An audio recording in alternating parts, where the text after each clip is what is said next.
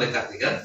Tapi karena situasi dan kondisi ya sekarang ini, ya puji Tuhan. Kalaupun sebenarnya hari ini ada banyak acara, nanti ada acara penghiburan sebentar siang habis ibadah, baru nanti jam 12 lagi ada ucapan syukur lagi anak tapi karena diminta ada acara di sini, ya saya tidak akan menolak ya, itu karena pekerjaan Tuhan, saudara Tuhan. Oke, udah siap diberkati firman Tuhan, amin? Oke, mari kita buka Alkitab dengan cepat saudara Tuhan dalam Mazmur pasal 37 ayat 23 sampai 26. Ya, kalau saudara yang belum kenal saya, ya nama saya nanti saya perkenalkan. Ya, Pendeta Sihotang ya. Pendeta Sihotang. Saya melayani di Balikpapan di GP Ring Road. Mazmur 37 ayat 23 sampai ayat 26. Oke, ada tertulis nah. Mana muncul kawan? Kalau tidak biar kita muncul. Oke. Sekarang kita mari bangkit berdiri semuanya. Kita menghormati firman Tuhan dan menerima firman Tuhan. Mazmur 37 ayat yang ke-23 sampai ayat yang ke-26. Mari kita baca bersama-sama. 2, 3. Ya. Sesungguhnya orang mulai tuh ya, 23 mau. 2, 3 ya. Tuhan menetapkan langkah-langkah orang yang hidupnya berkenan kepadanya. Apabila itu tidak sampai tergeletak, sebab Tuhan menopang tangannya. Dahulu aku muda, sekarang telah menjadi tua, tetapi tidak pernah kulihat orang benar ditinggalkan atau anak cucunya yang meminta-minta roti. Tiap hari ia membalas kasihan dan memberi pinjaman, dan anak cucunya menjadi berkat. Amin. Silakan duduk. Yesus memberkati. Ini firman Tuhan yang luar biasa yang disampaikan oleh Raja Daud, bahwa Tuhan menetapkan langkah-langkah orang yang hidupnya berkenan kepadanya. Menetapkan langkah-langkah orang. Jadi artinya bahwa kehidupan kita ada di tangan Tuhan. Amin. Makanya kita tidak perlu takut saudara Tuhan dalam hidup ini.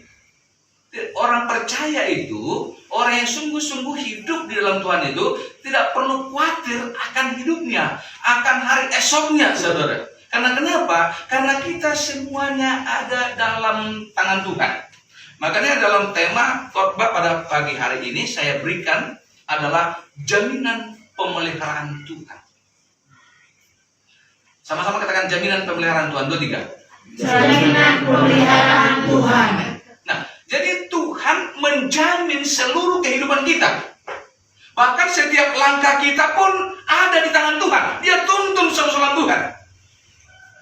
Sehingga sekalipun banyak tantangan, masalah, persoalan dalam hidup ini, kita tidak perlu terlalu khawatir. Itu sebab dalam firman Tuhan berkata, jangan kamu khawatir akan hidupmu. Maka di sana dikatakan juga, serahkanlah seluruh kekhawatiranmu.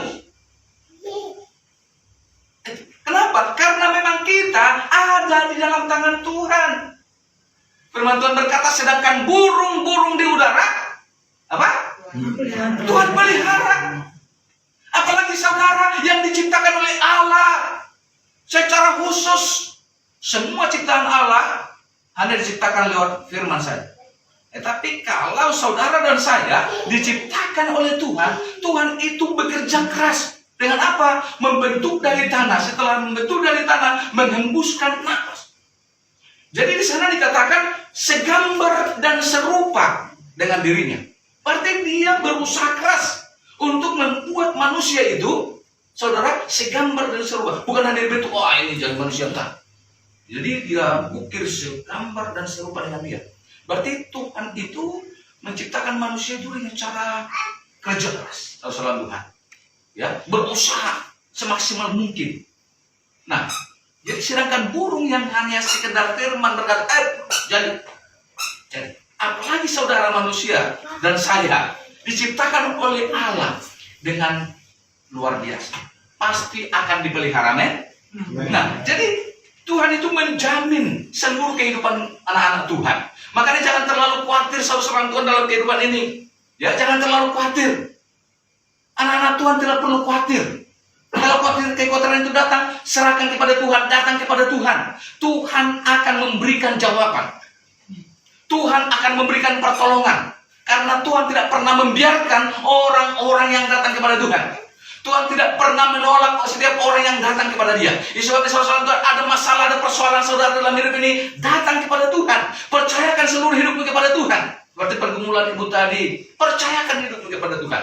Serahkan Bapak itu ke dalam tangan Tuhan. Pasti Tuhan akan jamah, Percaya, tidak ada mustahil bagi Tuhan. Tidak ada mustahil bagi orang percaya. Karena kenapa? Orang percaya ada bersama dengan Tuhan. Jadi jaminan pemeliharaan Tuhan ini, saudara Tuhan, itu pasti. Bukan mudah-mudahan atau bukan insya Allah. Itu pasti, saudara Tuhan, bagi mereka yang sungguh percaya kepada Tuhan. Nah, bagaimana supaya kita sungguh-sungguh mengalami jaminan pemeliharaan Tuhan ini, saudara Tuhan? Yang pertama, Tuhan itu tidak pernah meninggalkan kita. Ya, saudara Tuhan, bahwa Tuhan tidak pernah meninggalkan ciptaannya. Tuhan tidak pernah meninggalkan saudara dan saya. Tuhan tidak pernah membiarkan kita. Artinya Tuhan selalu ada menyertai kita. Kemanapun kita melangkah sebenarnya Tuhan ada selalu. Makanya kita tidak perlu takut. Saudara, dimanapun engkau berada, tidak perlu takut. Kenapa? Karena penyertaan Tuhan selalu. Nah, makanya Tuhan menetapkan langkah-langkah orang yang hidupnya berkenan kepada Allah. Apabila ia jatuh, dia tidak sampai tergeletak. Misalnya mau jatuh dia, langsung tangan Tuhan menopang. Berarti Tuhan selalu ada apa? Bersama dengan kita. Saudara, mau jatuh dia. Berarti kalau sudah bersama dengan Tuhan, bukan berarti tidak pernah menghadapi masalah, persoalan. Ini berarti menghadapi hampir jatuh, betul? Berarti ada masalah. Memang Tuhan tidak pernah berjanji kalau ikut Tuhan, maka cuaca selalu terang cerah, jalan selalu mulus. Enggak. Tapi Tuhan berjanji bahwa Tuhan akan memberikan jalan keluar setiap masalah kita. Dia berjanji dia akan memberikan kekuatan kepada kita, amin. Sebab dia tidak perlu takut, karena saudara Tuhan, Tuhan itu tidak pernah meninggalkan kita. Tuhan tidak pernah membiarkan kita. Makanya mata Tuhan menjelajah seluruh dunia. Nanti kalau saudara baca dalam Mazmur pasal 14 ayat yang kedua. Ya. Jadi Tuhan melihat kita semua, memperhatikan dari tahta kemuliaan dan perhatikan Tuhan. Sama seperti misalnya CCTV. Ya kan? Kita tidak sadar bahwa kita sudah dikontrol oleh CCTV buatan manusia. Ini padahal terbatas, ya. Nah, Tuhan pun begitu, menyorot kita dimanapun kita berada. Termasuk pada saat ini di tempat ini, Bapak Ibu Saudaraku. Halo Bapak Ibu, di tempat ini Tuhan sedang melihat engkau.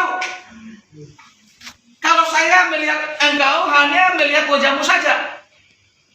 Melihat mungkin kamu memandang saya, oke. Tapi saya tidak tahu bagaimana hatimu dan pikiranmu. Apakah hatimu sungguh-sungguh tertuju kepada firman Tuhan atau tidak? Tapi Tuhan tahu hatimu.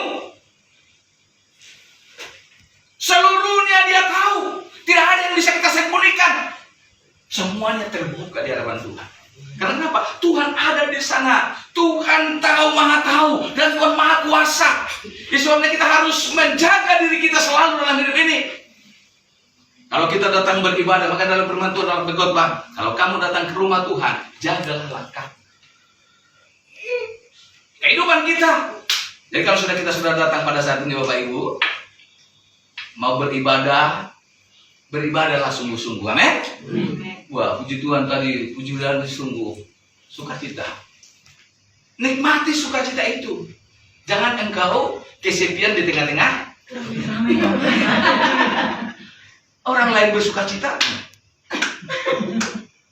di sini tidak ada. Amin. Di sana, di sana, sini nggak ada. Di sana, nikmati. Laginya kalau memuji Tuhan itu, saudara, kalau tepuk tangan sampai berapa menit begini-begini, pasti bagaimana? Ngantuk dan kaku, bosan, saudara. Tapi ikuti iramaannya, ikuti aja. Biar 1 jam, kamu akan menikmati namanya. Itu saudara Tuhan. Jadi jangan lawan, ikuti aja. Seperti mengikuti aliran sungai arus. Ikuti aja. Jangan semua teman muda bersukacita, tapi kamu begini-begini. Rugi sendiri, saudara Tuhan. Rugi sendiri. Nikmati sukacita itu. Nikmati. Ya, dan nikmati hadirat Tuhan itu karena Tuhan ada di sini. Amin. Tuhan ada di sini, saudara Tuhan. Karena seperti yang tadi bahwa Dia tidak pernah meninggalkan kita. Percaya dimanapun Anda berada, dalam kesendirian, waktu sakit ibu, Tuhan ada di sana, men. Makanya jangan takut.